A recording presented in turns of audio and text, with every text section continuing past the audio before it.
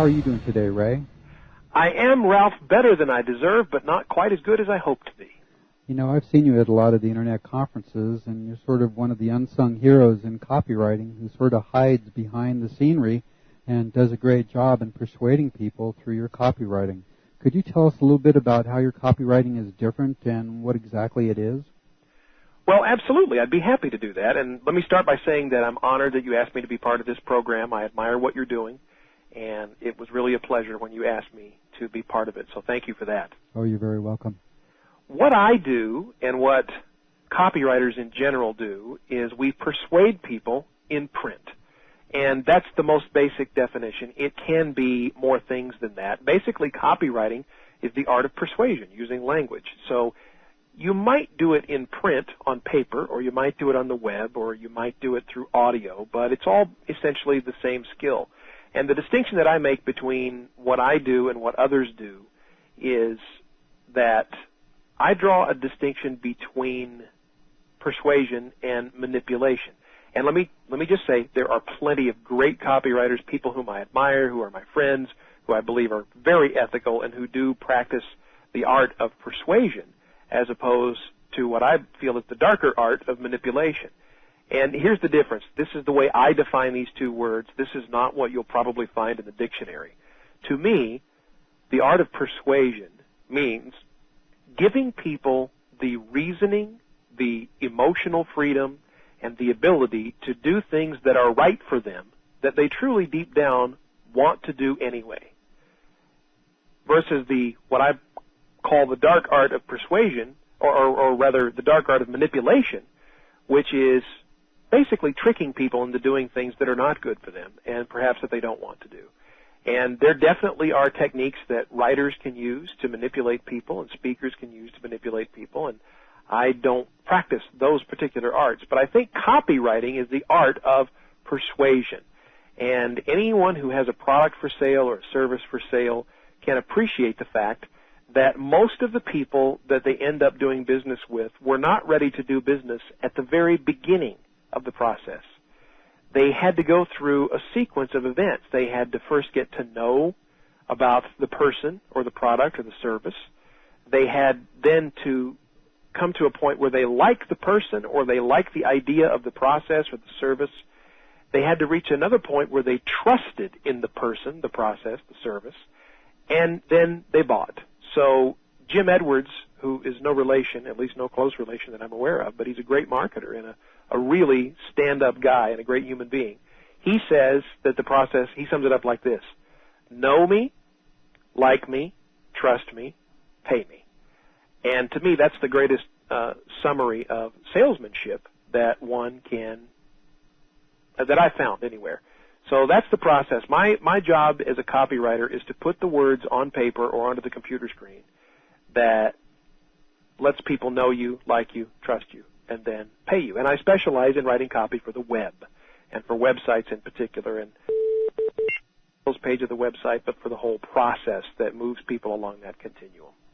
So what you basically do is you write like the sales page, the landing page, and then the autoresponders also? Yes. Ideally, when I work with a client, the way I explain it is selling to anyone is a process. It's the process that I just described. And so for me to be the most effective copywriter I can possibly be for my clients, I need to be able to write the copy for all the parts of the process, because each step along the way is an opportunity either to move your prospect closer to a buying decision or to move them further away from a buying decision. So ideally, I like to write the landing page, which intrigues the prospect and gets them to share their contact information so we can have an ongoing conversation. I like to write the pre-sale autoresponder series that lets them get to know you and trust you and like you.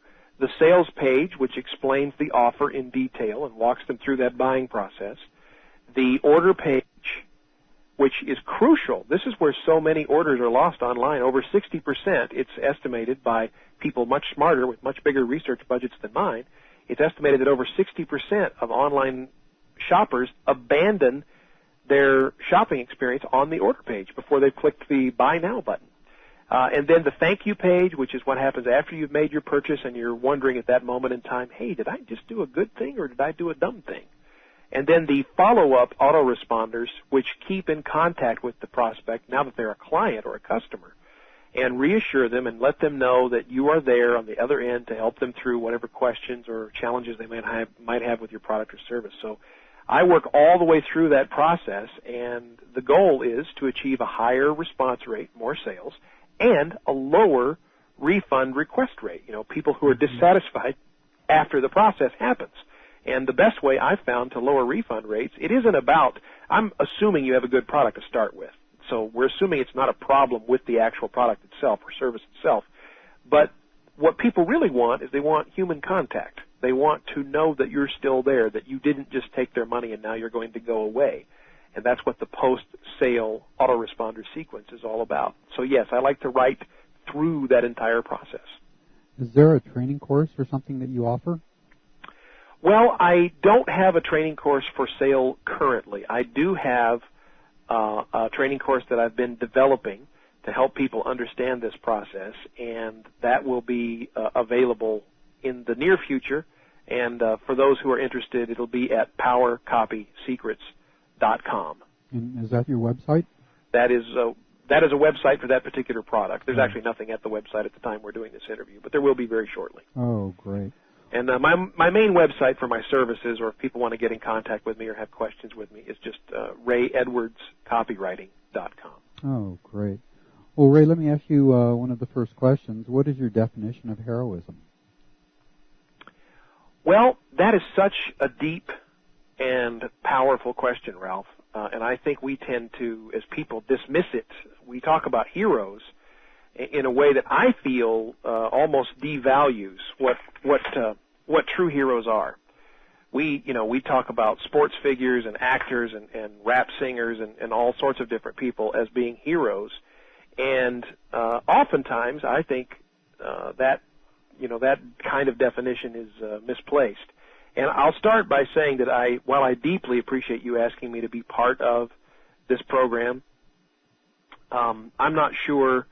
I'm pretty sure that I don't qualify for the title of hero, but I'm deeply flattered that you asked me to be part of what you're doing, because I do admire that, and I do think that there's heroism in that. But as for what a hero is, if you look in the dictionary, you'll find that heroes are people who are endowed with great courage and strength, and they're celebrated by their bold exploits.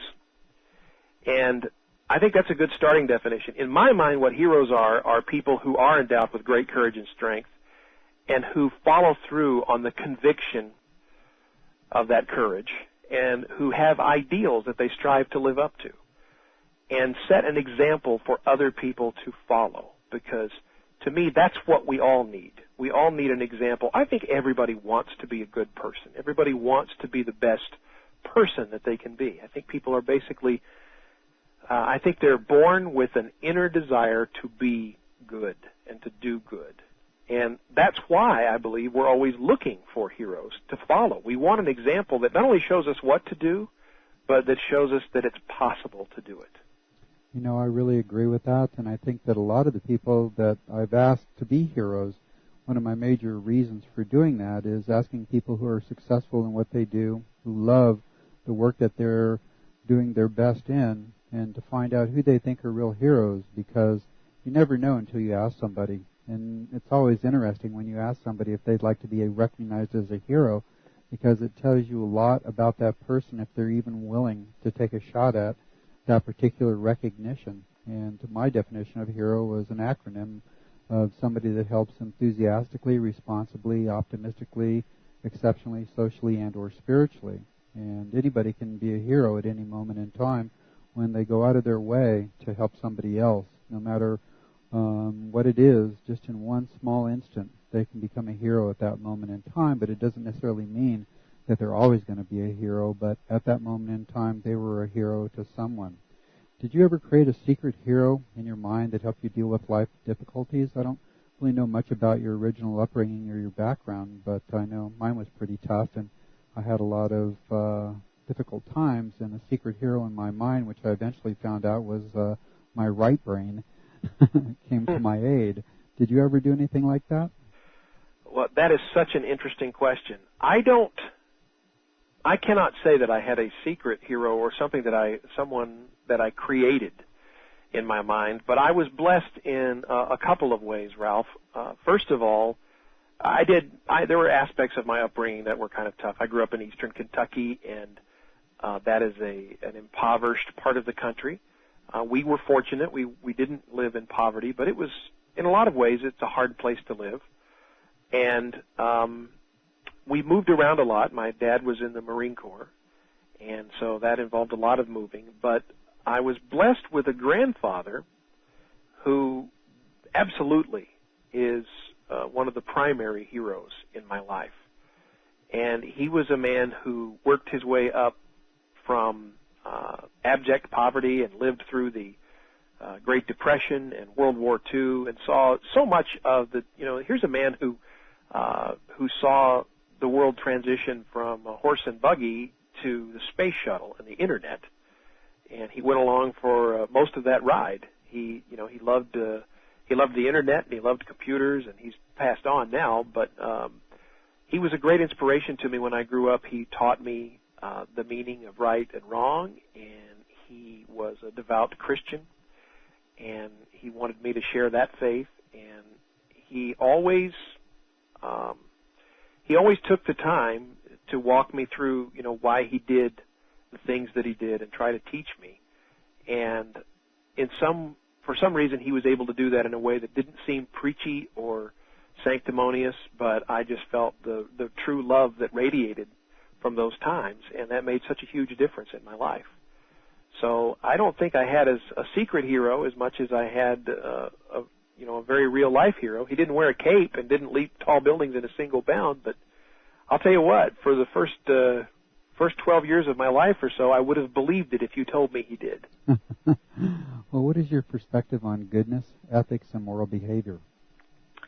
Well, I'm not going to be careful in my answer, and I know that some people won't share my beliefs on this particular topic, and that's okay. I'm not about trying to make people wrong if they don't believe exactly the same things that I believe, but I think that goodness and ethics and moral behavior all spring from a common place. I think that we're all born with an innate desire, as I indicated before, to be good, to do good, to be ethical, and to be moral. And I believe that that desire was placed there by God.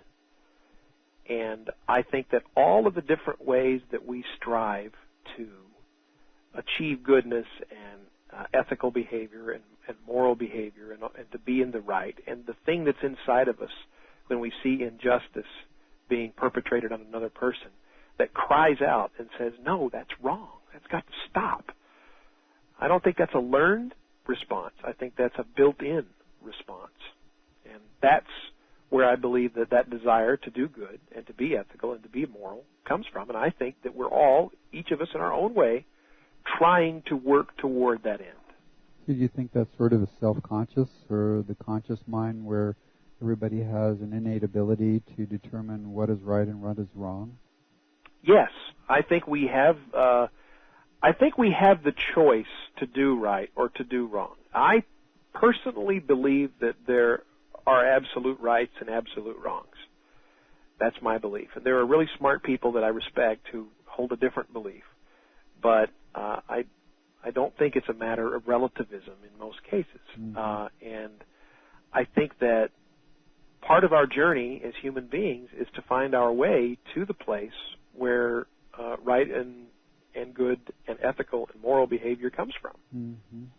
Well, what principles are you willing to sacrifice your life for? I know a lot of people talk about running into a burning building or pulling somebody out of the path of a car. What is your perspective on sacrificing your life? Well, it's an interesting question, Ralph, because I know what, in principle, I would say, but I always wonder what would I do if really faced with the choice. Mm-hmm. I think we all like to imagine ourselves as the hero of the story, in the movies. And I'm the guy sitting in the movie theater watching the hero thinking, would I do that? I like to think that I would, but would I really? Mm-hmm. But there are some things that I know that I would readily sacrifice my life for without a moment's hesitation, and those are people. Those are the people that I love, my family, my wife, my son, my mother, my brothers, my friends, and a very influential person in my life, and definitely one of my heroes, is a man most of us know as Jesus Christ. And he said, "Greater love hath no man than to lay down his life for a friend." Mm-hmm. And I believe that to be true. And certainly I think, it's interesting. We build up castles in our mind or structures in our mind about what we think is important, but sometimes the simplest things will clarify them. And there's a gentleman for whom I have a lot of respect named Stephen Pierce. And he talks about how people make decisions about what they're willing to do and what they're willing to take action for without thinking. And he gives an example, and he says, if you were sitting on your front porch and your little girl was playing out on the street, and you looked up the hill and noticed that a car had popped out of gear and was rolling down the hill toward your little girl, what would you do? And, of course, the answer is you would immediately spring from your porch, run across the yard, run across the street, and grab your little girl and pull her out of harm's way. You wouldn't think about, look, there's all these obstacles. I'll have to jump off the porch, and I might break my leg, and I'll have to jump over that fire hydrant, and I have to go around that car, and what if that dog next door chases me and bites my ankle? You wouldn't think about any of that stuff. You just would instinctively jump into action. Mm-hmm. And I think that's because deep inside of us, we all know we know clearly what the important things are. And sometimes it's those kind of stark situations that bring that to light. Yeah. Well, Stephen is one of the heroes that I interviewed, and he really actually has sort of a heroic life when you learn about what was the lowest point in his life. He certainly does. And he goes through and shares that with power and conviction, and it's pretty astounding. When was the lowest point in your life, and how did you change your life path to win a victory over all obstacles? Oh, boy. The lowest point in my life was probably, well, it wasn't probably, it definitely was. It was right after I graduated from high school, because my parents had divorced at this time, and it was not the most pleasant of divorces. And I was really on my own at the age of, even before graduating from high school, really. About the age of 16, I was left to my own devices. And I had grown up thinking that I was going to live the dream of the American middle class, and I was going to go to school, college, and it would be paid for. And, I'd be able to party and have a great time like everybody who goes to college does, and then go out and get a job and start my, quote, real middle-class life. And, of course, God has a way of sometimes having another plan that we didn't anticipate. In fact, I think someone once said, if you want to make God laugh, just tell him what your plans are. So I was on my own. I was working at a radio station. I started working in the radio business when I was 14 years old. So I had some money and was able to, find a place to live and so forth. But I was really lost in a lot of ways. I had fallen away from my faith in God and the things that had carried me through thus far. And I didn't have a whole lot of money, and I was definitely enjoying, partying and having a good time. And I came to a point where I realized, boy, this is not the life that I was destined to have. I just felt that there was something more for me and that I wasn't living up to the potential that I had been given. And so slowly I began to put the pieces back together, and most of the credit for that goes to my wife, whom I met, and at a young age. We met when I was 18 years old, and we were married shortly thereafter. And I'm fond of telling people that it's worked out for 21 years, so we think it's probably going to be okay. I think the marriage is probably going to work. But she, has been a tremendous inspiration to me in my life and helped me to live up to my potential. And it was a struggle for a lot of years monetarily, but I moved to a bigger city and got a better job in the radio business and began to climb the ranks in that business. And it's interesting, Ralph, because something that I have found, and I certainly don't set myself up as some kind of paragon of virtue because I'm far from it, but I know this. The closer I stay to my principles and the closer I stay to the things that I know are right and true, the more I am rewarded. Mm-hmm. And that may be financially sometimes, but it can also be spiritually in terms of the amount of peace that a person has in your life, and it can also be in the amount of good that you can do in the lives of others. Mm-hmm. And there really is no greater reward than to know that you made a positive difference in somebody else's life. And I know that sounds Pollyannish. I'll share an experience I had just a couple of nights ago. And again, I hope nobody listens to this and thinks, wow, Ray's really full of himself and thinks he's such a great guy, because, trust me, I know me, and I've got lots of room for improvement. Don't we all? But I was had this principle of how it's built into us to want to help other people and to feel good when we know we have.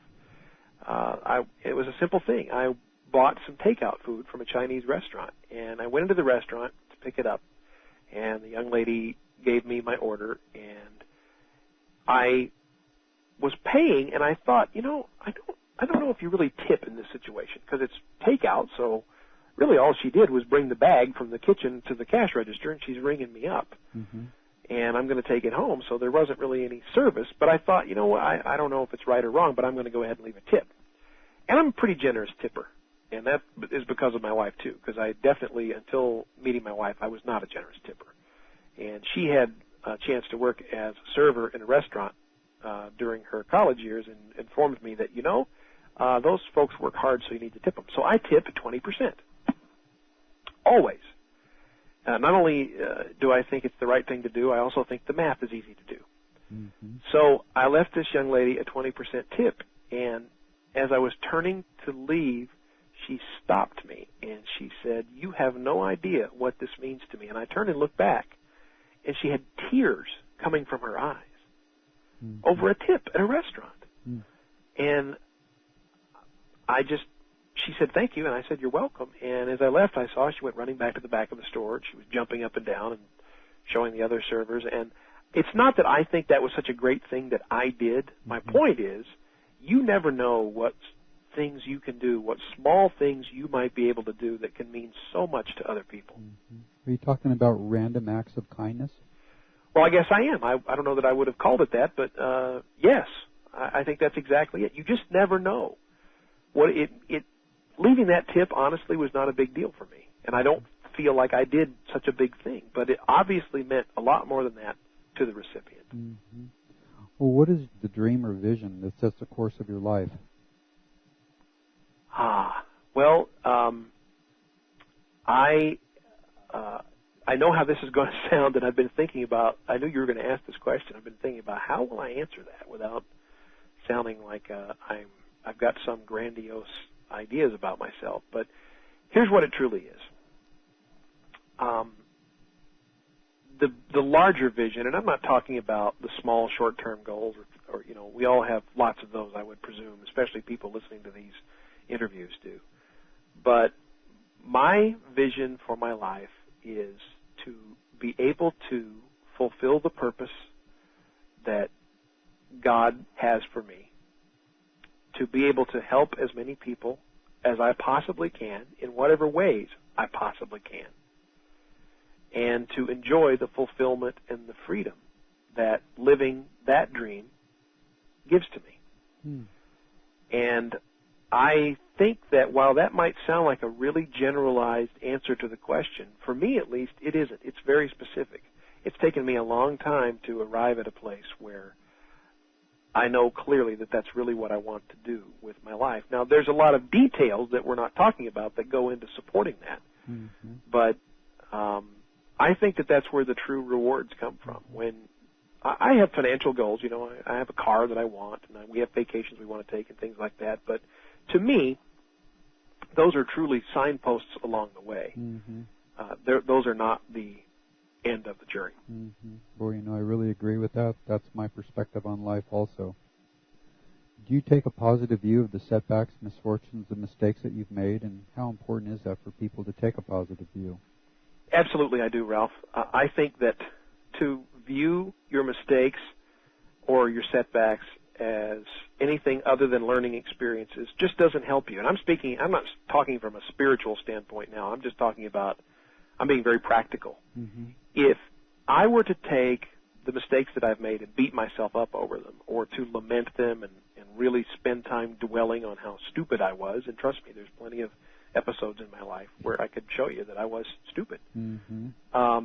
If I didn't take those experiences and learn something from them, then they truly were stupid mistakes. Mm-hmm. But I believe that if we can take our mistakes and learn a lesson from them so we don't make the same mistakes again, or so that we can help someone else not make the same mistakes, then I believe they were valuable learning experiences. And I think it's true of setbacks, too. You know, we have setbacks in our lives that have nothing to do with us making a mistake. It's just that sometimes, whether we understand it or not, sometimes bad things happen to good people. Mm-hmm. And there is a book written by, I believe it was Rabbi Kushner, on that very subject. And it's one of the influential books in my life, because that was a question I always had. Why does bad stuff happen to good people? Mm-hmm. And I don't think we always know the answer to that question. I'm not sure it's a productive question to ask, but I think it is important and productive to realize bad things do happen to good people, and truly they can be what we make of them. Because the world is full of stories, you and I both are familiar with them, mm-hmm. of people who were handed the lousiest hand in the poker game of life that you could possibly ask for. They were given terrible challenges to overcome, physical impediments, emotional impediments, being born in the midst of a war-torn third world country, or having a terrible disease. And I'm not saying that there are good things about those afflictions, but what I am saying that I believe is that the human spirit can find positive meaning even in the worst of experiences. Look at Viktor Frankl, who was in a Nazi concentration camp and took away from that experience the ideas and the emotions and the wisdom that caused him to write a book called Man's Search for Meaning. Mm-hmm. And so I truly believe that we do need to take a view of our setbacks and our challenges and our problems and ask ourselves, what can I learn from this? What can I make of this? How can this be useful to me? Or how can this be useful to someone else? And I know that's not always the easiest thing to do. Certainly in my life, even though I've known those ideas and those principles for a long time, I know when the chips are down, when things are really hard, really tough, sometimes it's hard to remember to do that. But that is a challenge that I think it's worth pursuing. Mm-hmm. Well, how important is optimism when you're going through stuff like that? Well, I believe it's key, and it's really hard to maintain. When you're really going through something tough, and most of us have been through something tough, either an illness or a tragedy, the loss of a loved one, or someone else's illness, or, financial horror stories. Mm-hmm. We've all been through or will go through something that is really difficult. Sometimes it seems almost impossible. And it's not always easy to hold on to one's optimism. But from what I've learned and from what I've seen in people who are much more accomplished than I am, and whom I try to emulate, it just seems to me that if you're optimistic, you're able to tap into more of the resources that will allow you to overcome that situation, or even if it's just a matter of just to survive the situation. I think being pessimistic does the opposite. I think it robs you of your resources. It robs you of being able to perform at the highest levels of your ability in any given situation, as bad as it may seem. Mm-hmm. So I think that's why it's so important for us not to give up hope. Mm-hmm. And that's what optimism is about to me, is having hope. Mm-hmm. Well, how important is it to have courage to pursue new ideas? I know a lot of people are sort of locked in their positions in life. They're constrained by their family and their friends and their peer group, and sometimes it's quite frightening to pursue new ideas. What do you think about the importance of having courage? Well, it's absolutely one of the most important qualities to have, and it's one that I struggle to develop and maintain myself. Because I think we all, when faced with the unknown and faced with challenge, while we might innately feel optimistic about it, and we might innately have hope, courage comes in when you act despite the fear. It doesn't mean that you have no fear. It means that you have fear, and you took the action anyway, because you had hope and you had faith that it would turn out. And by the way, faith doesn't mean that you're absolutely certain and have no doubts whatsoever about the outcome of a series of events or about the outcome of a decision. Faith is about nurturing the hope and the belief that you hold to in your heart, and it's not unwavering. And that's why it requires courage for us to go out and try things, to do things that we're not certain what the outcome will be. But we've got the courage to go ahead and step forward, and it's the hardest thing. And I would just say that if you have a deep conviction in your heart, and you know something, Ralph, it's funny, it's been said that we teach what we most need to learn, and as I'm saying these things, I realize that I have so far to go, and that I'm talking about things I need to learn at a deeper level myself. Because, you know, right now, at this moment in my life, and I'm sure this is true for you and probably true for everybody who might listen to this, even at this moment in my life, I have decisions that I know need to be made. And part of what needs to happen is I need to have the courage to say, okay, I'm not sure how this is going to turn out, but I have knowledge that supports it, and I have faith and hope that support it, and I'm going to have the courage to step forward and try it. Because if we don't try, we'll never know. Well, do you think that requires a willingness to experience discomfort in the pursuit of the dream? Because we know if we're going to have the courage to pursue new ideas, that things are going to change, and there's going to be a lot of side effects that we had no idea would ever occur. I could not have said it better. That you are absolutely right about that. And Anthony Robbins, who is a person for whom I have deep respect, and I've learned so much from his seminars and books and tapes. I know he's lampooned often and made fun of as the 8-foot-tall guy with big teeth on late night TV. But he's a person who has made so many distinctions about what drives human performance. And he says in one of his seminar events, I don't know if this is on any of the tape programs or not, but in one of his seminar events, he once said something that has stuck with me since that time. And he said, the level of success that you will experience in your life is directly proportional to the amount of uncertainty you can tolerate. And what that says to me is you have to be willing to take the risk. And you can be certain of this. Sometimes things are not going to work out. Sometimes the outcome is going to be unpleasant. And I think that's the uncertainty that he's talking about. So as much uncertainty as you can reasonably tolerate, that's going to accelerate your progress toward your goals, whether they be financial or personal or relationship-oriented or spiritual, or if you're trying to achieve some kind of positive and good work in the world, if you're working for a charitable movement or something like that. And to me, this is all core to what I do, because as a copywriter, what I do is persuade people, and it's not always just for money-oriented things. Sometimes I'm writing for a cause, and I'm not being compensated financially. And I'll give you, for instance, I wrote the copy for Stephen Pierce's relief call that he did for Hurricane Katrina. Mm-hmm. I don't know if you remember that or not. I do. It was right very after the well hurricane. Done. Yep. And that call generated over $600,000 in donations for the victims of Hurricane Katrina. Well, when I was writing that copy, I wasn't motivated by money. Yes, people would know that I wrote the copy, and I guess that may or may not have some kind of monetary effect down the line, but the truth of the matter is that was not the most foremost thing on my mind when I wrote the copy. The foremost thing was, I think we can do a good thing here. Mm-hmm. So regardless of what your aim or your goal is, what you're trying to accomplish, whether it's got to do with finances, whether you're trying to make money in your business, whether it's got to do with a relationship, or whether it's a good work that you're doing, like when Stephen was doing relief work for Hurricane Katrina, there's always the risk that things may not work out the way you envision. And so it takes courage it took courage for Stephen to do that program, because there were critics of it. Yeah. there were people who said, well, he's just trying to make money off that. No, he wasn't. Stephen Pierce did not make a single dime from that call. Neither did anyone else involved. And yet there were critics on the sidelines who, were saying that that was so. But, of course, it wasn't so. And so it took courage, and he knew that in advance. But he also knew, hey, I have the ability to help these people in a significant way, and I'm going to step up to the plate and have the courage to do it. Mm-hmm. Well, when people have courage, they also need to have dreams. How important is it for people to believe that their dreams will eventually become reality?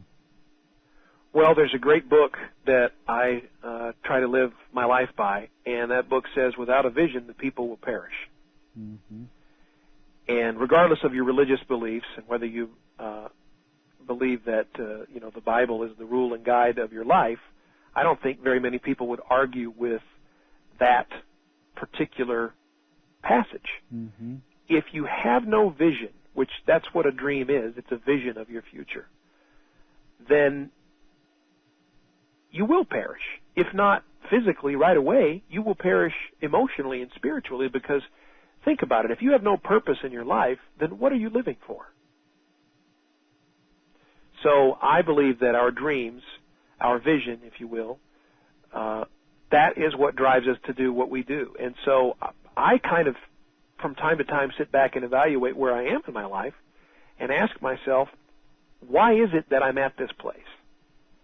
And usually, if I'm dissatisfied, it's because I've either lost sight of my vision or my dream, or it's changed and I haven't recognized that, and I'm not living in congruence with what that dream or that vision is. Mm-hmm. Well, one of the things that usually affects people's pursuit of their dreams is the doubts and fears that assail everybody. What have you found is the best way to overcome your doubts and fears? That is maybe the most powerful question I think that you've asked so far. That's a hard one. It is very hard, and I don't have one single answer that I can give. I can tell you some of the things that I have done that have helped me overcome doubts. And look, I certainly still have them. I certainly still experience them. These are things that I'm still working on, so I don't want to come across as, thinking that I'm the guy who's got all the answers, because I'm definitely not that guy. Let's go ahead and clear that up right now. But I have some answers that have worked for me, and maybe they'll be helpful to others. The first thing is, for me anyway, I believe that you need to have an ultimate purpose for your life. And it's got to be something beyond making money or having a bigger house or any of those things. Those are all nice things. I don't think there's anything wrong with having a nice house. I don't think there's anything wrong with having money. But for me, the ultimate purpose in my life is something bigger than that. And it's encapsulated in a person who walked this earth over 2,000 years ago, and his name was Jesus Christ. Mm-hmm. That's the first thing. That doesn't mean that I'm without doubts, though, or without fears, because I'm not. And so, that's the first place I go to help overcome those things, and I do that through prayer and reading the Scripture and confessing to other people, when I have the opportunity, that Jesus is the Lord of my life. Mm-hmm. Now, beyond that, what else do? I try to surround myself with people who are positive, who share the same values and goals and dreams that I share, who will encourage me and who will serve as an inspiration and also as a resource, people that I can talk to about those dreams. And I think that it's important, because if you surround yourself with people who don't share your dream, for instance, if you have a business that you're trying to build as an individual, you want to build a small business and become independent from having a job, and I know that will be the case for many people who listen to this interview. If you are only surrounded by people who are telling you why you cannot do it, it's going to be really tough for you to pull it off. And that doesn't mean that you have to excommunicate those people from your life. Sometimes those people are our family. Sometimes it's our spouse or our mom or our dad or our brothers saying, "Oh, come on, that's crazy. You're trying to do what?" Most of the times it is. You're trying to have an internet business? What are you? Is that porn? What is that? And they don't even understand what it is you're trying to do. So I'm not saying that you have to run those people out of your life, but I do think you have to tune those messages out, and you have to find other people to help support you in what you're doing. Mm-hmm. Well, who other than your grandpa and your wife were the people that helped you have the willpower to make your life better? Boy, that's a little bit of a longer list. Let's see. There is my mom, of course, my mother, my father. I have some tremendous friends. I have a mentor who has been key in helping me achieve greater levels of success than I even thought perhaps I was capable of, and that's a gentleman named Steve Cody. And he was the general manager of a radio station that I went to work for in Washington State when I moved across the country with my family. And he turned out to be not just the best employer that I ever had, but he turned out to be a mentor in the world of business, and he turned out to be a very close friend, and certainly somebody who lives by a distinct set of principles and embodies all the things that we've been talking about, and really gave me the vision to be able to realize that I could go on to be not just a disc jockey or a program director, but a general manager, that I could run a group of stations that brought in revenues of over $6 million a year. There's certainly a time in my life that I didn't think I'd be capable of doing something like that. And to go on to become even the vice president of a company and to strike out on my own, and a real inspiration, and a guy who I think I need to give a lot of credit for success that I've had in my life. And then beyond that, I've made some tremendous friends who've become deep influences in my life today. And I always hesitate to start listing off names because I'm afraid I'll leave somebody off the list. But, Ralph, you're certainly one of those people. We haven't known each other for a long time, but what an inspiration you've become to me. Oh, thank you. And other people like Michael Fortin, mm-hmm. who has become a dear friend, both he and his fiancée, Sylvie, mm-hmm. and Armand Morin, and Alex Mondosian, and Stu McLaren, and Dave Bernstein, who is better known by some as DJ Dave. Mm-hmm. I just interviewed him. Well, he and I are working on a project together. Mm-hmm. And, that came out of becoming friends and learning that we had such similar interests. And I would also put Willie Crawford on that list of people, and Mike Littman and Matt Basak. And it's interesting because all of these people came into my life because I got out into an environment of going to seminars, and guess what I was doing? I was meeting with like-minded people, just like we were talking about before. Mm-hmm. I needed the influence of other people who had the same goals and aspirations as I do. Lori Morgan Ferrero is someone who I've gotten to know really well, and she's a true inspiration to me. She's really just a fabulous copywriter and one of the best people that I know. Yeah. And all of these people are inspirations to me, and they help me. Some of them know it, and some of them don't even probably recognize what a help they've been to me. But certainly, I think when you surround yourself with and you put yourself in an environment where you can meet those kinds of people, things happen that almost seem like magic. Mm-hmm. Boy, isn't that true? And a lot of those people I've already either interviewed or are on tap to be interviewed as heroes that I met on the Internet. So, it's amazing. If anybody ever gets a chance to listen to Lori's interview, it was pretty astounding. Hers and Stephen Pierce's both were some of the most incredible that I've done so far. How important is it to forgive those who upset, offend, and oppose you? I know that we all have adversaries in our lives, and sometimes it's really hard to deal with those people, especially when they're within our own family. Oh, boy. That is so important that I'm absolutely convinced I'm not going to do it justice.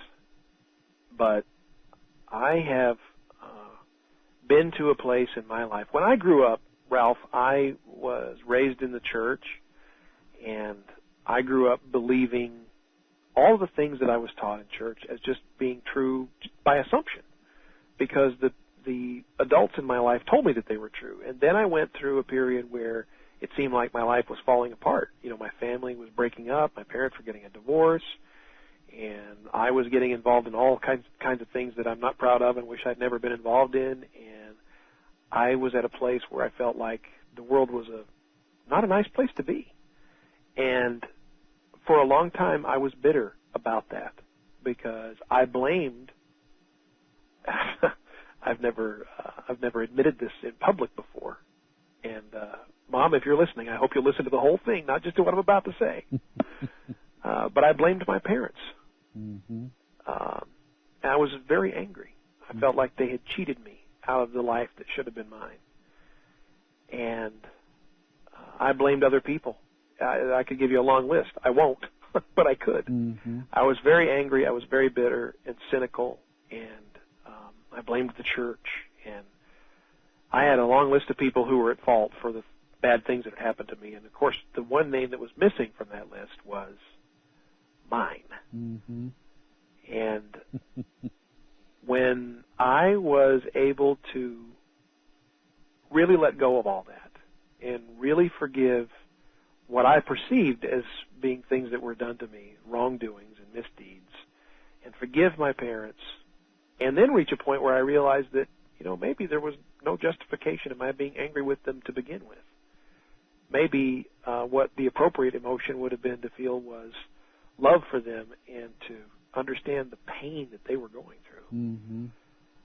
And I know some listening to this will be tempted to say, oh, come on, Ben. I know that because I've been there. I've been that person. Oh, come on, don't give me that garbage. Mm-hmm. But if I could say anything to anybody, and I don't know that anybody will listen to a word I've said with any kind of credit, but if you'll listen to this, if you can just let go of the anger and the bitterness, and if you can just forgive whatever you perceive as the things that have been done wrong to you, the freedom that you will experience is so great that just for selfish reasons, I urge you to forgive other people. Mm-hmm.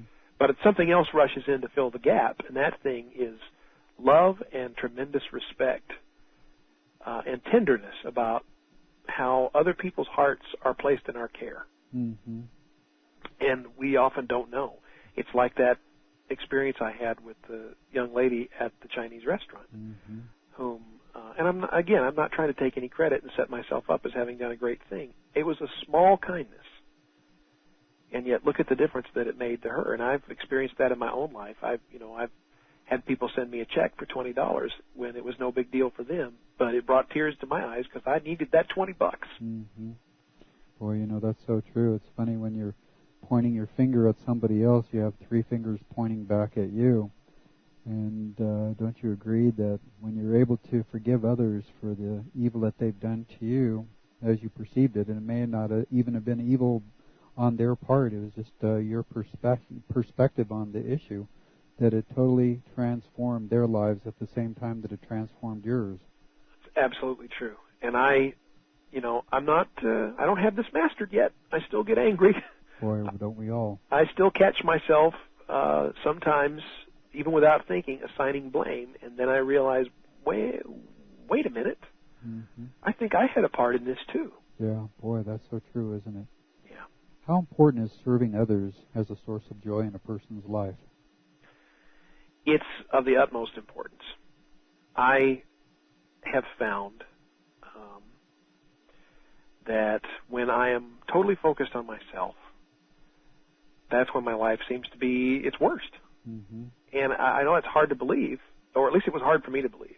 I went through a period where boy, Ralph, you've got some kind of voodoo, because I've told you all kinds of things I have never told anybody before.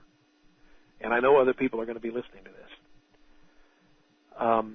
It's not voodoo. It's just the love of people and desire to pull those golden nuggets out of people's hearts that will make such a big impact on the people that are listening to this. You definitely have a gift for it, I'll tell you that.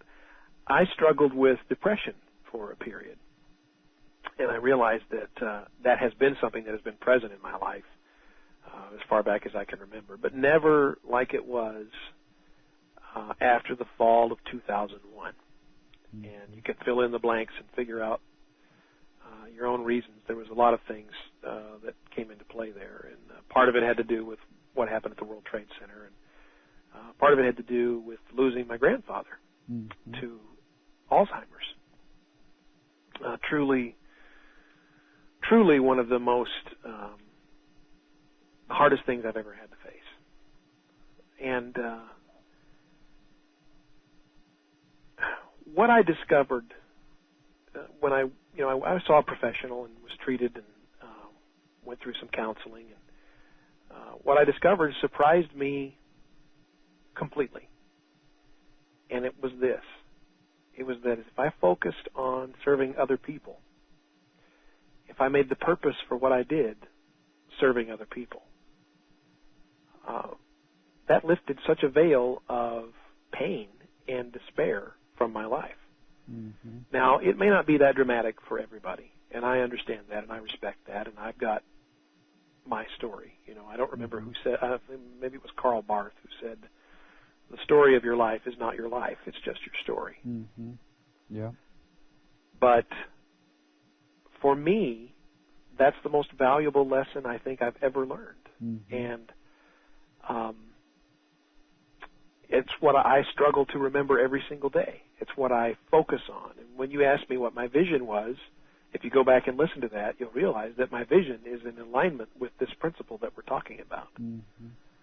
Well, depression is a hard thing for a lot of people. I know I've suffered from it for most of my life. And, one of the things that's helped me a lot is, as you say, being of service to others. And one of the other things that have helped me, too, is the power of prayer.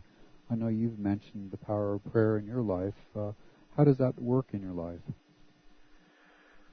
Well, to me, prayer is the time that I set aside for being with God. And to me, it isn't about reciting some rote words that I learned when I was in Sunday school.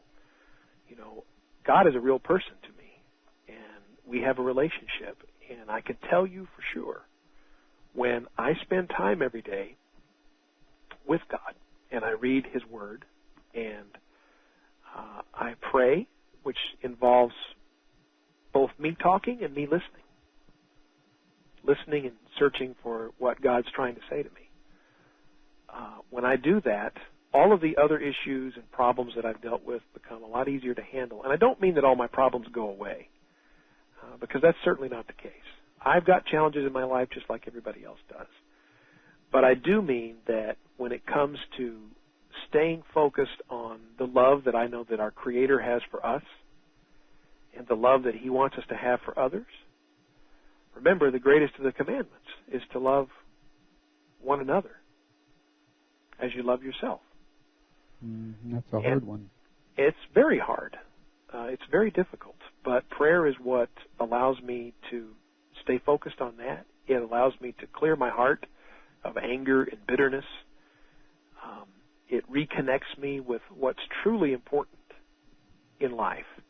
And I can tell you this for sure, that some days when I get too busy, I think, when I say, sorry, God, I'm too busy for you today. Yeah. I'll just check in, sort of like, hi, how you doing? Hope things are going well, and talk to you later. And I don't mean to be trivial, but, for me at least, sometimes I'm guilty of that. Mm-hmm.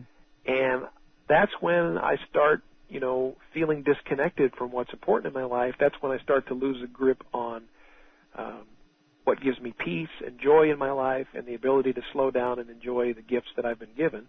And I realize, it's because I didn't take that time to be in prayer and to reconnect with my Creator and the core of my being, which the core of my being has nothing to do with, this slightly overweight, balding, middle-aged guy who is determined not to have to buy the next size up in his blue jeans. It's got something to do with something deeper, and I believe that's true for each and every one of us, that there's something magical and wonderful and wondrous at the core of every single person. Mm-hmm. And, part of our job here on planet Earth is to get back to that core of who we really are. Well, that's so true, and one of the things that I think most people don't realize is that others are facing as serious or more serious problems than we are, and that humor is one of the ways that we can turn life's tide of grief into one of at least laughter. How important do you think a sense of humor is in the face of difficult situations? I think it is one of the, if it's not the most important skill, it's in the top three. And I think it is a skill to learn to appreciate the humor of situations. I know that there are things that I laugh about now that 5 years ago would have just made me angry. And my laughter now is genuine. And again, I have to thank God for giving me the gift of my wife, who has, she doesn't even realize it, I think. She has the gift of humor. I believe humor is a spiritual gift. And my wife, when something bad happens, her first reaction is to laugh. And Ralph, that used to irritate me so much. And now, every time it happens, I'm just thankful. I'm just grateful that she was not put into my life by accident. She was put into my life because that's something I need. And it's not the only reason, of course, but it's interesting how intricately our lives are designed, I believe. If you just look for the design, you can find it. And she gives me the ability to realize, hey, don't take these things too seriously. If you do, you'll kill yourself. It's not an accident that science is uncovering right now the fact that anger and bitterness and hatred and holding a grudge and all of those negative emotions kill you.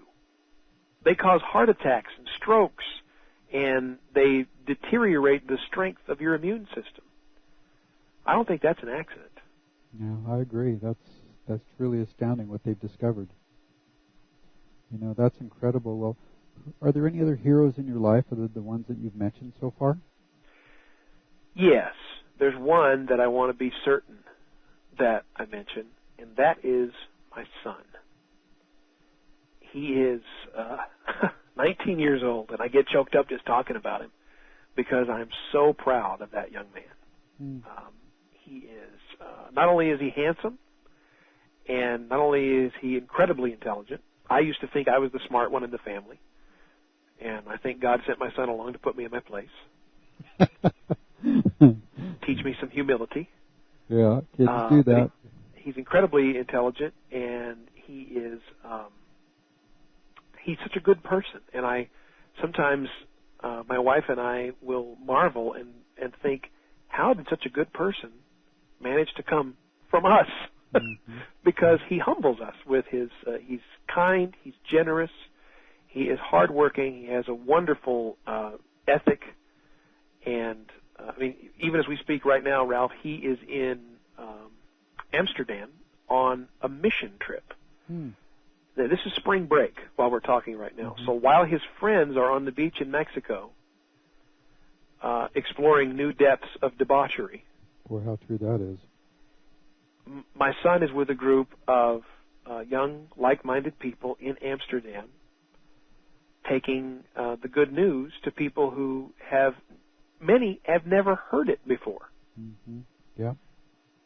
And again, I admire him. He has a wonderful girlfriend that he's been dating now for quite some time, and the maturity level of their relationship. I look back at my own early relationships with the opposite sex, and I think, boy, I just did not have the kind of mature grasp on relationships that young guy has. So he is definitely, I don't know if that's weird or not, but my son is definitely a hero in my life. Well, do you feel that there are any other heroes in society that aren't getting the recognition that they deserve? Well, yes, that's an interesting question. I think there's plenty of them. And I think that those are the people who are servants. And our society holds up as heroes movie stars and rock stars and athletes. And there's nothing wrong with that. I think that in each of those categories there are people who deserve the title of being a hero. I think there are a lot fewer than the media would have us believe. And certainly for different reasons usually than the media would have us believe. But the people that I think are really heroes that don't get the recognition they deserve are the servants. And I'm talking about the people who take care of the sick and the elderly. The people who minister to, both spiritually and in a very physical, real-world way, the poor, the handicapped, who roll up their sleeves and go into a place like New Orleans after that tragedy there and go to work. Yeah. Yep. And look, I'm going to be the first to admit that is not me. I don't do those kinds of things. And one of my goals in life is to get to that place. And I have all kinds of excuses about why I don't do it. Well, I don't have enough money. I can't stop working yet. And, you know, and those are things I've got to work through. I realize that because we each have the ability to do, I believe, what we're willing to do. And we got to sort out what we're meant to do too. You know, not everybody was meant for every kind of service, but and also for people who I admire people who stand up for unpopular values that I think are important to the fabric of our country. Me too. And you know, I don't want to get off into a political rant or a deep religious discussion, but there are things that are happening in our country that I just think are reprehensible, and I'm proud of, and I'm in admiration of the people who stand up and say, this is not right. You know, these kinds of injustices or endorsing this kind of behavior. So, you know, unsung heroes everywhere, and most of them are servants. Well, why do you think heroes are so important in the lives of young people? Well, I think they are so important in the lives of young people, Ralph, because unfortunately, I don't think it's like it used to be. Even as recently as when you and I were growing up, and we were both young whippersnappers. You know, we had parents and grandparents to look up to who really lived out the virtues of honesty, integrity, work ethic, charity, love, and patriotism.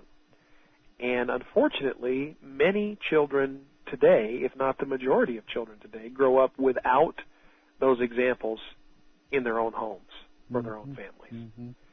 And so that abdicates those roles to whatever's available. And in most cases, what's available as role models for these young people is what they see on the internet or what they see on MTV. And boy, that worries me. Yeah, me too. It should worry all of us, I think. Yeah. And, you know, I don't want to come off as being critical of entertainment or critical of music because I love entertainment and I love music. And believe it or not, there's even some rap music that I like. But so much of it is destructive and violent, and it engenders hatred. And those are terrible, terrible values. And many of the people who espouse those values of violence and hatred and lust and greed and all of the, you know, being a criminal, many of those people are held up as heroes. And so I think it's so important that we build and cultivate and communicate positive heroes for our children to look up to. And it's funny, I don't think I dreamed that someday I would be a person who was saying those kinds of things. We need good role models for our young people to look up to. But Ralph, we do. We need them to know that there is a greatness and a goodness inside of each of them that they can aspire to. And even, you know, they don't have to become a rap star or a rock star or a multi-billionaire to be worthwhile as a human being. There are heroes that they can look up to that, you know, punch the clock 8 to 5, Monday through Friday, but live out values and do good works, and that they can model their lives after. And not only will they be rewarded with a good life, but they'll also be rewarded with the knowledge and satisfaction of knowing that they've done something worthwhile. And I think that so much of the desire for some of these other things, for some of these unsavory things, comes from a gaping need inside of young people. They want greatness in their life. They want meaning. And they're desperately searching for it. And unfortunately, I think we are often not there to show them a different alternative. What are the things that parents can do that will help their children realize they too can be heroes and make a positive impact on the lives of others? You know, there's something that a campaign that has been mocked and it's been disparaged and made fun of, but I think it has such a deep and true meaning. And you've probably seen some of these TV ads that talk about things like, make sure you have dinner with your whole family at least a couple of times a week.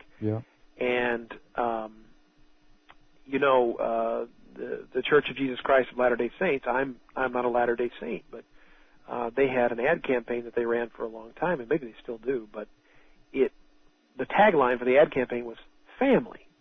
Isn't it about time? And I think that is the first and best step that you can take. Spend some time with your kids. I mean quality time. I don't mean, let's just go zone in out in front of the television set and not have a conversation, and then when the show's over, turn it off, American Idol's done, and we go our separate ways.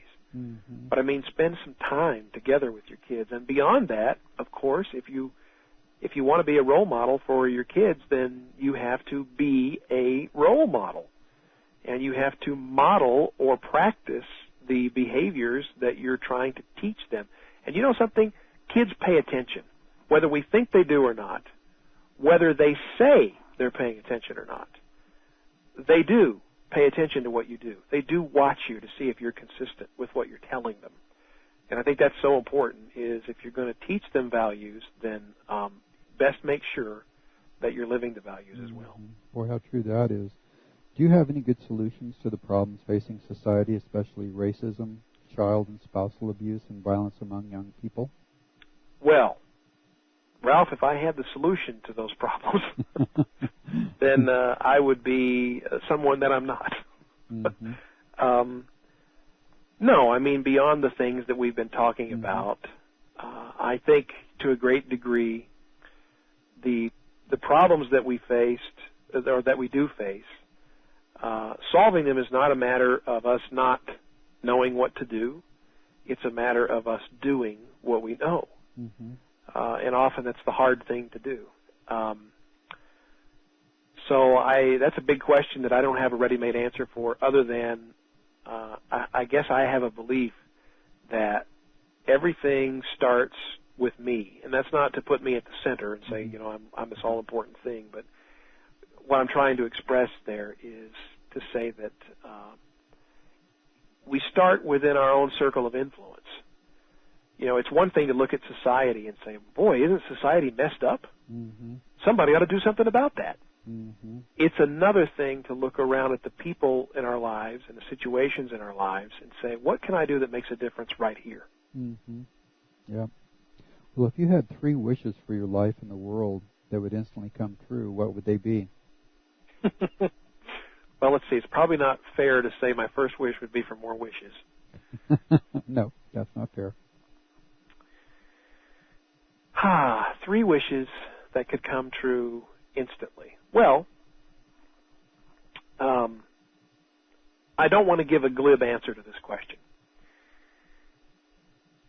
My first wish is a very selfish one, and I realize that. But I wish that all of the mean and nasty things that I've done in my life, I wish I could take them back. Mm-hmm. Right down to, making comments to people that were unkind and things like that. I wish that those could be reversed. Beyond that, I wish that, in the words of Rodney King, I wish we could all learn to get along. Boy, me too.